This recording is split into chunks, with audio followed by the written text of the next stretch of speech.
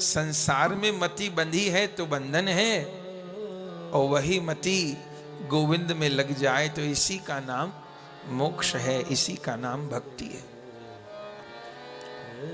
तो 3 संवाद भागवत जी में है।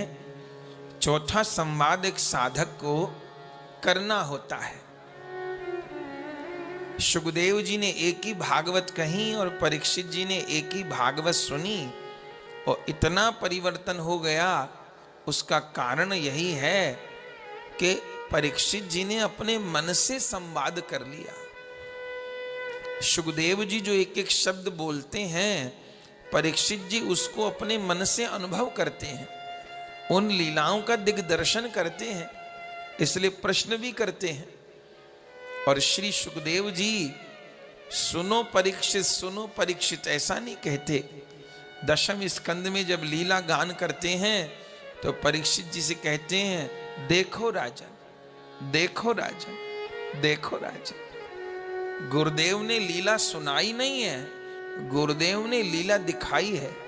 श्रवण भक्ति का फल यही है कि जो लीला सुन रहे हैं वो अनुभव होने लग जाए, उसका दर्शन हो जाए।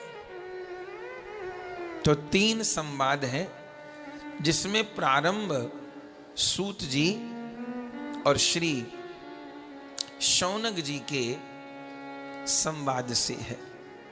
श्री सूत जी नैमिषारण्य में विराजमान है और शौनकादि 88,000 ऋषि चरणों में उपस्थित हैं। ये शौनकादि 88,000 ऋषि सत्संग करने के उद्देश्य से ब्रह्मा जी की आज्ञा लेकर के नैमिषारण्य आए थे।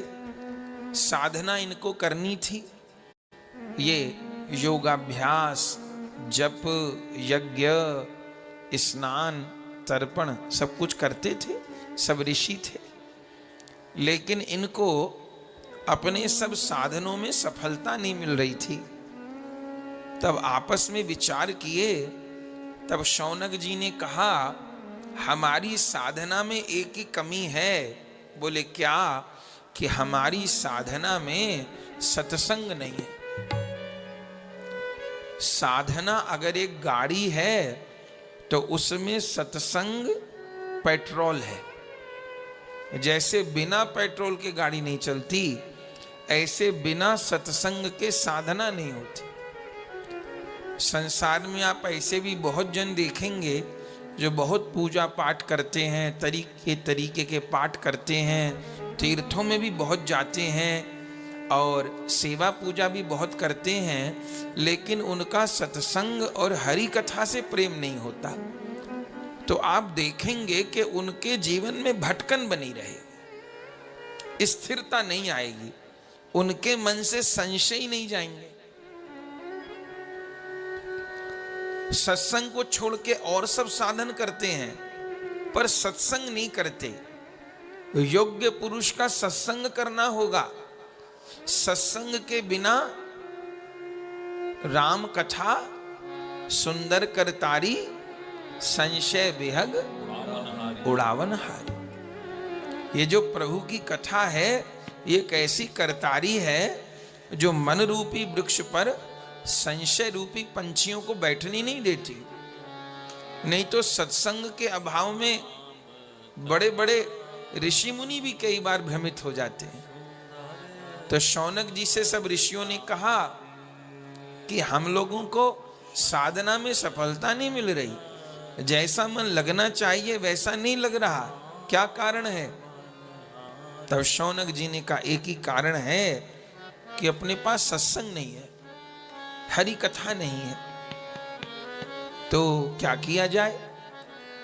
सब संतों ने शौनक जी से कहा, तो आप ही हमको कोई ग्रंथ पाठ सुना दिया करिए, पोथी ले लीजिए कोई।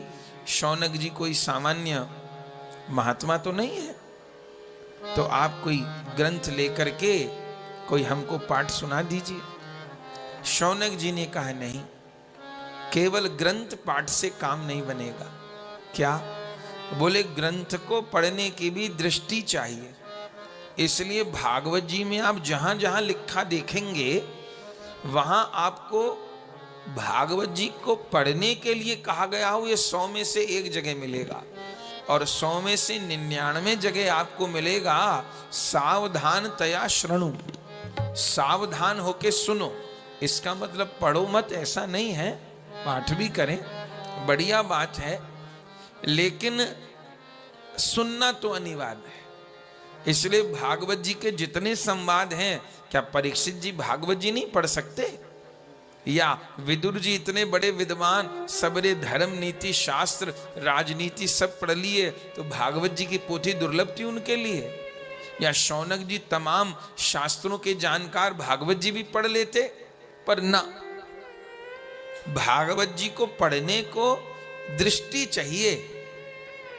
शौनक जी ने कहा कि केवल मुझे पोथी की लेखी नहीं पढ़नी, कोई ऐसे संत आचार्य आके हमको कथा सुनावें जो पोथी की लेखी भी सुनावें और आंखों की देखी भी सुनावें। देखिए, अन्य जितने शास्त्र हैं, जैसे कोई वेद का अभ्यास करे, वेद पढ़े, वेद में पारंगत हो जाए, तो उसको क्या कहेंगे? वेद कहेंगे क्या उसको? ना, उसको कहेंगे वेदज्ञ। कोई वेद का ज्ञाता हो तो उसको कहेंगे वेदज्ञ। कोई अन्य शास्त्रों का ज्ञाता हो तो उसको कहेंगे शास्त्रज्ञ। कोई ज्योतिष का ज्ञाता हो तो उसको कहेंगे ज्योतिषी।